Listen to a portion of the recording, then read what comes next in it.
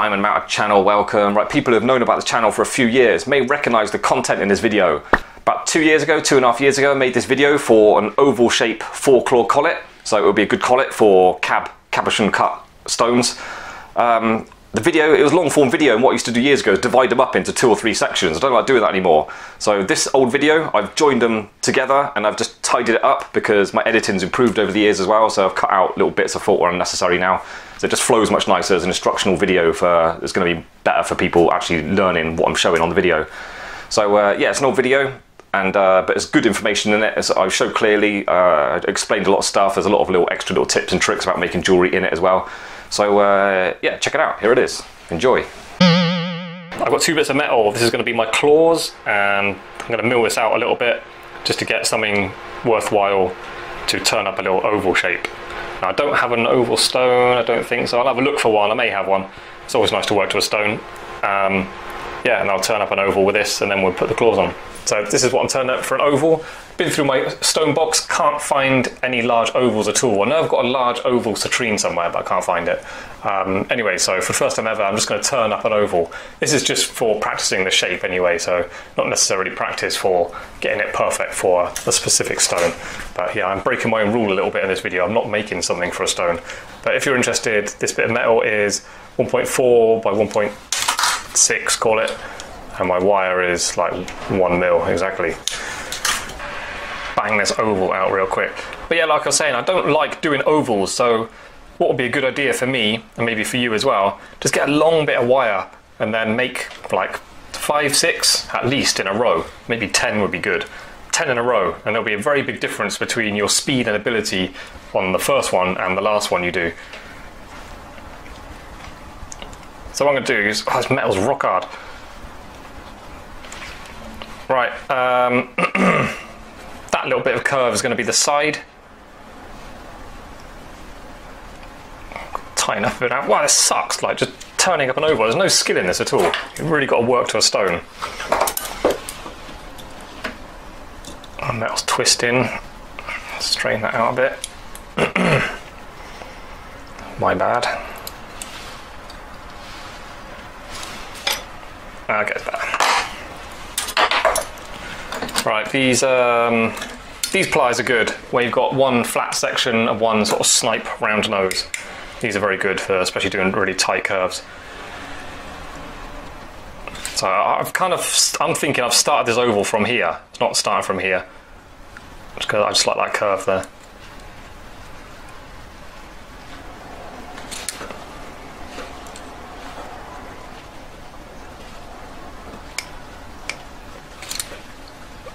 Okay, what I'm doing is I'm tweaking that out of line because that's going to hit that now. So I'm just giving it the minimum amount of adjustment so I can wrap it round and get that end to go under there. And this bit of metal's looking horribly straight.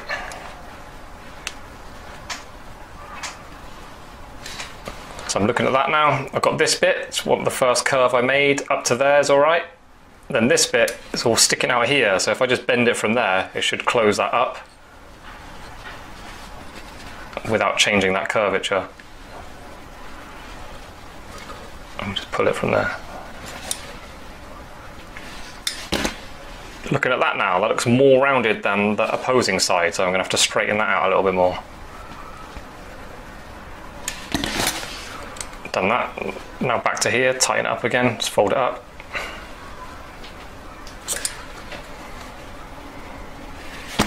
Still a bit more rounded there.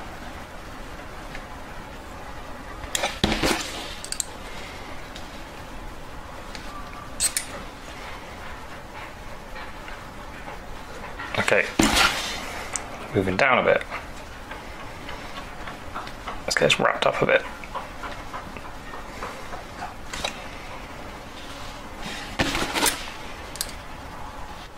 What I don't like about the way I do it is I'm not going to say bodge my way along, but like I can never quite decide where to put the claw.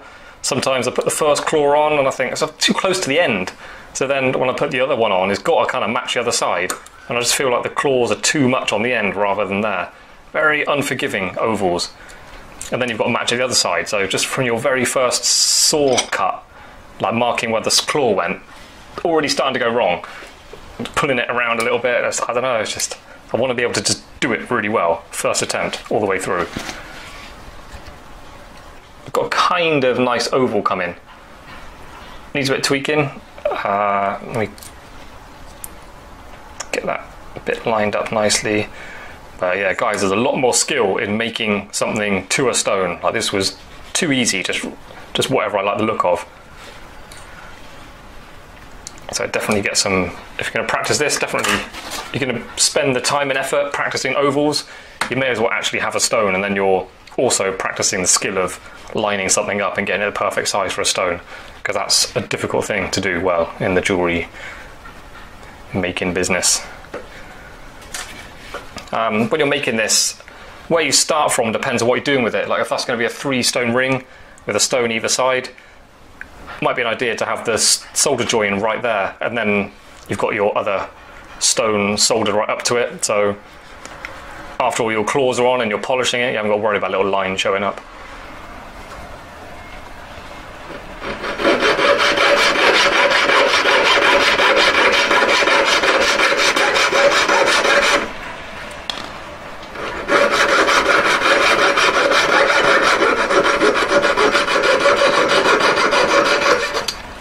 Do your best to go straight through it. You don't want to saw cut like that. It just makes it a bit more awkward when if you've got to make adjustments to the size or anything. If you're working to a diagonal solder join, it makes it harder to make a small adjustment and then have it perfectly lined up for a good solder join after. So that needs squeezing together a little bit. It's got a bit of spring in it, but that's how it's cut out. It's not bad. Needs a lot of work. It's sharper that end than that end, so that end needs a squeeze, or that end needs squashing flatter. Again, like, there's no skill here because I'm not working to a stone, so it hasn't got to be anything perfect. So I'm just going to do what I like the look of.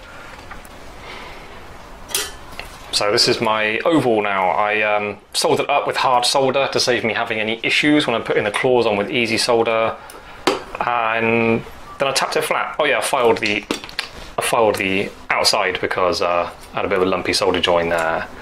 So that's it.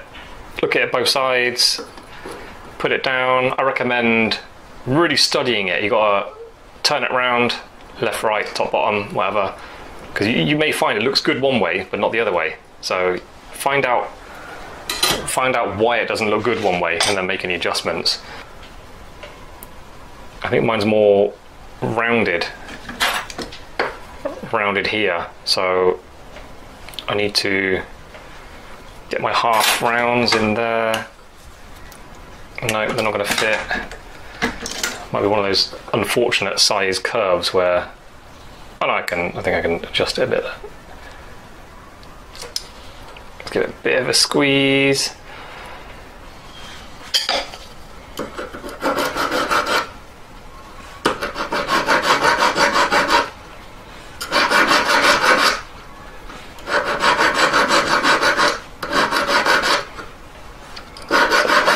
So I'm rotating it. I think I mentioned before, I do it because it protects me from myself, because anyway, it feels like you're touching it like perfectly on it, but you are actually putting a bit more weight on the back or there, or tilting it.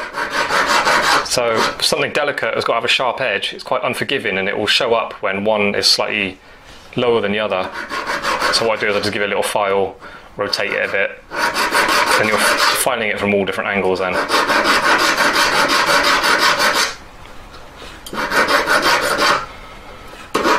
Quite a lot of work to this.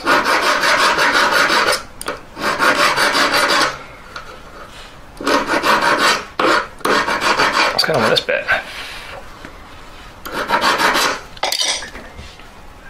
Oh, this feels really wrong to me, not having a stone to put on it. Okay, this side does look flatter to me. You got to be careful when you're trying to reduce a curve. Like, you can't just put something like that in and squeeze it, because you're going to put two dents on the inside edge. So you have to think a bit more carefully. You may have to go from this side a little bit, and then this side a little bit. Also, just from the mechanics of your hand, this one's being held still and this one's pulling up. So only one really is moving to the other one. They're not both even with even pressure going to the center. A robot might do that, but your hand doesn't. Your hand basically only pulls one to the other one. So bear that in mind when you're tweaking it, because like squeezing that, it's only really squeezing that side up to that side. Do you know what I mean? And you turn it around and you might balls it up. So just work carefully. You'll be all right. Have you seen these before? These are, this one anyway is specific for jewellery. It's very useful. It's got circles and diamond shapes and squares and little cutouts for shanks. It's for designers basically, but I use, these are meant for drawing, but I use them as a guide for actually things I've made. So there's a little row of oval holes here. Even though the shape is different, you can still use it as a guide because the gaps either side should be nice as well. You can put it over one where the hole is on the inside, sort of check it again that way. But yeah, useful. Also here, I have actually used this before. Put that under, gives you a bit of a head start to put where to put the claws. But it's so difficult to line it up. Literally, because those lines are not that thin. So using that to really try and line it up perfectly. And then there's an element of holding it in position and then getting a pen to draw dots on. Those dots don't really fill the gap perfectly as well. Doesn't do a very good job. Like if that hole was really small, just a little pinprick, just enough to get that nib through, it will be better because it's quite big and then the pen doesn't go up to the edge. It does tend to, you can spend time lining it up really perfectly, but the dots you put on there aren't really of any use because they look crap. So, I was saying those templates are useful. They're useful for checking what you've made. They're not actually useful as a guide for making stuff. They're a bit, I don't know, they don't really work. You're better off just learning to do it and then holding it in your hand and with your hand and eye coordination be able to do it, make them accurately, and then just test it with that and tweak it if you want. Right, anyway, so there's my nice side. There's my bit rougher side. I've just left it filed. The edges are a bit meh, so that's why it looks probably worse than it really is. But anyway, so that's going to be the back. That's going to be the top. Ready to put some claws on. This is what I need to practice. I would recommend start with a little black dot on a marker pen. Just with common sense, you sort of generally know what's right and what's wrong, where to put the claws. If you put too close to the end, that looks rubbish. And if you put them too close to the middle, also looks a bit rubbish. So I would like, this is where I don't really know what's the best way. Maybe just put one little dot. So it's very thin and very small, so you can widen it one way or the other, so you get an idea of if you want to adjust it, you can. I like the idea of putting just one where I want it, putting my saw frame on straight across. I'm imagining a straight line straight across that would draw across the centre. If there's a line this way. This would be great if you could get this to work. So let's just redo that. Redo that. So this way it looks kind of alright, but when I turn it that way, this one looks too far out. Pull that one in a little bit.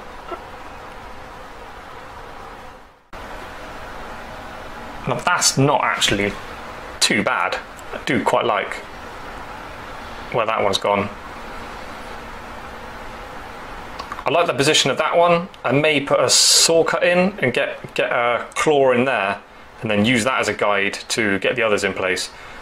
So I do that one, then I go across to that side so I can keep looking at it from the side, make sure it's all lined up perfectly, and then we'll try and match it up on the other side. Yeah, that one's nice as well.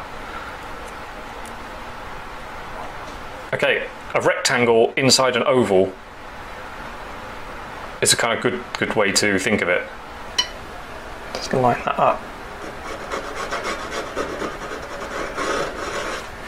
Just put a little line in there. That'll give me a guide for a cylinder phrase, which I'll put in now.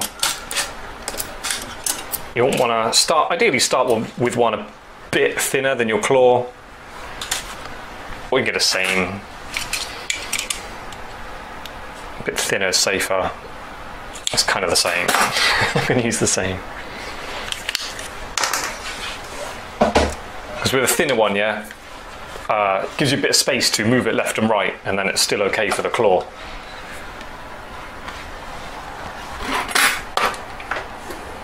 Bit of lube. I'm just doing a straight up. No fancy angles.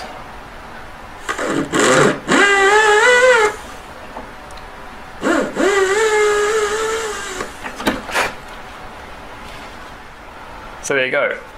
Hold that in position, looking at the side. Got my horizontals and my verticals looking just right. I just want to go straight up, no fancy tapered angles for this. That is ready to solder on position, and then I'll cut it off at the length it needs to be. Obviously before you cut the claw off short, have a general look at it. Do you like how it's sitting? You'd be checking your stone on it, making sure it's correct for what you want it to be. Just going to snip that off there. Cab cuts, you need to have quite a long claw, I think, for setting. Right, so I'm going to put that in the acid for a bit, and then use that as a guide to go straight across and get one directly opposite there, and then we'll try and match it up at the other side.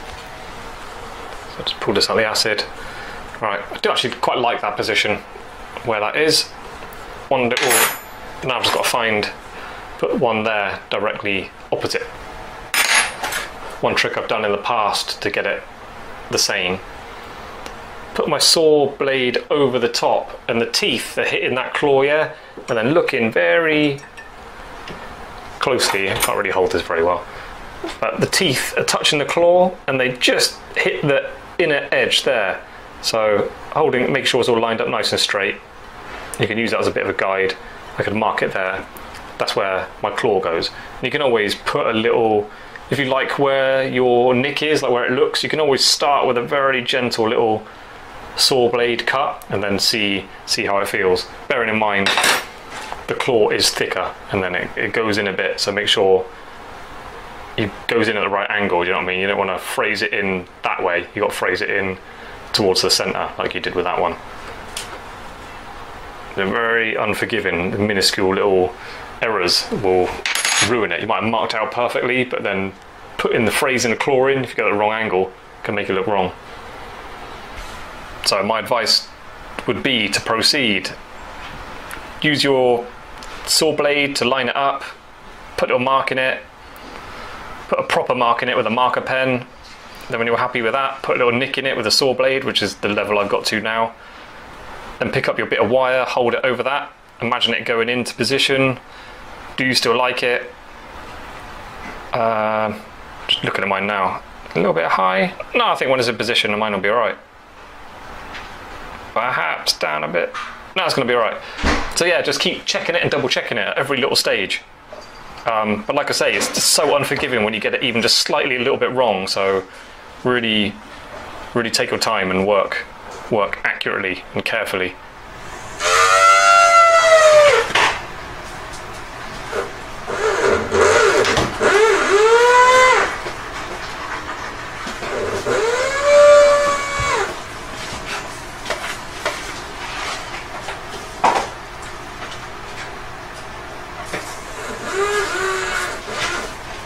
Pulled it down ever so such a tiny amount that way.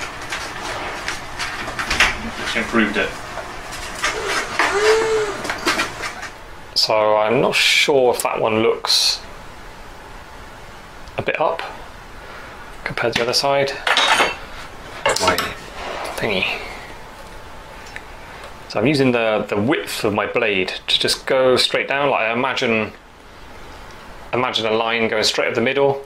So that's perfectly making a cross section, perfectly horizontal to that vertical line. The oval should be going straight down, just gently touching on those claws. if you can see the oval tilting one way or the other, that means your claws are a bit wonky. I think that's quite good. But there's something I don't like about this one.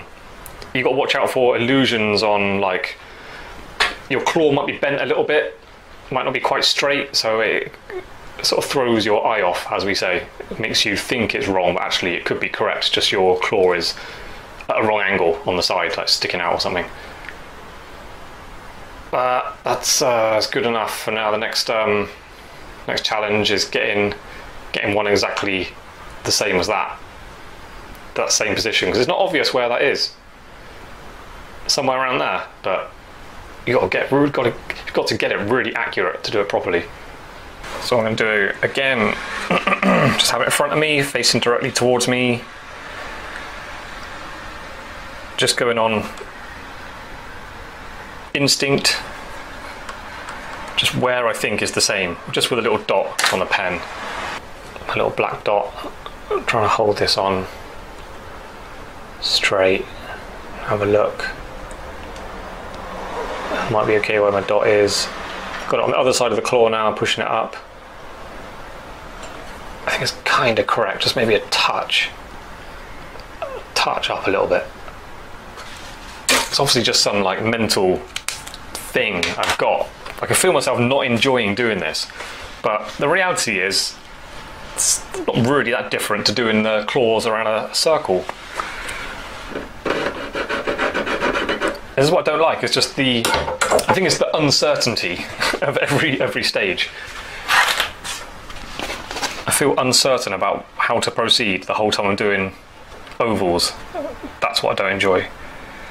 So I've got a little nick in there, so my claw can sort of click into it.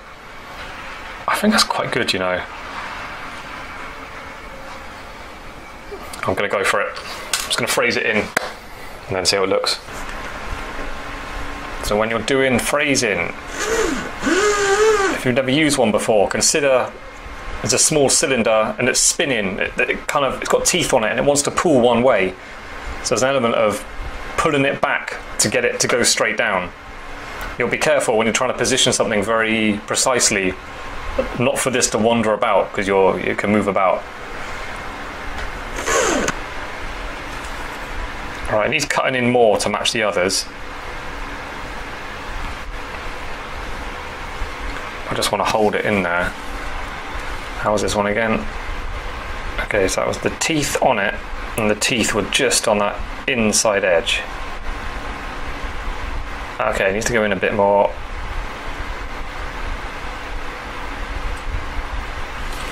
Yeah.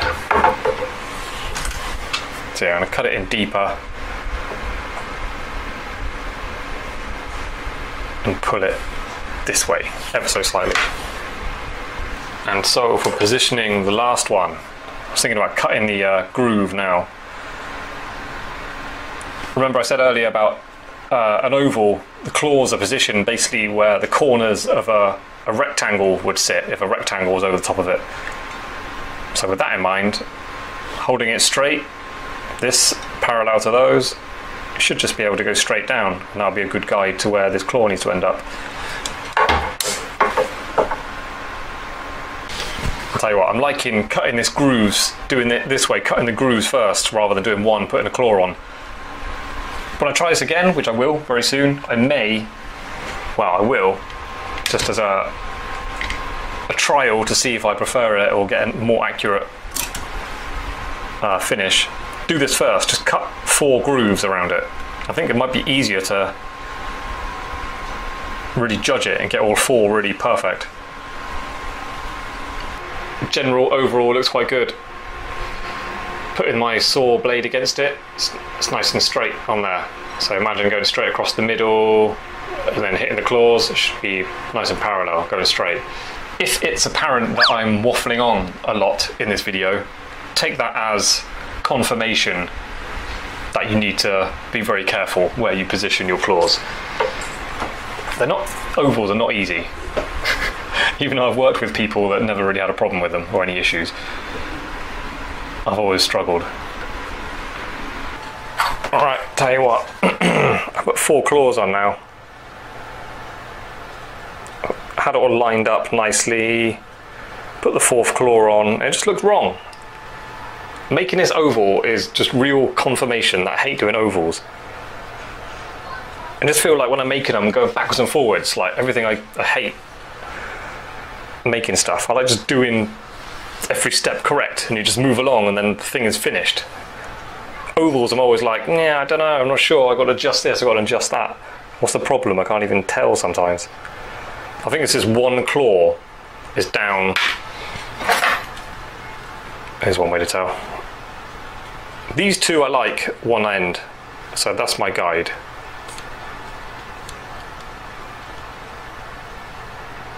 Yeah, it's like totally different. Yeah, this one is going up slightly. So let me pull that claw off, move it up.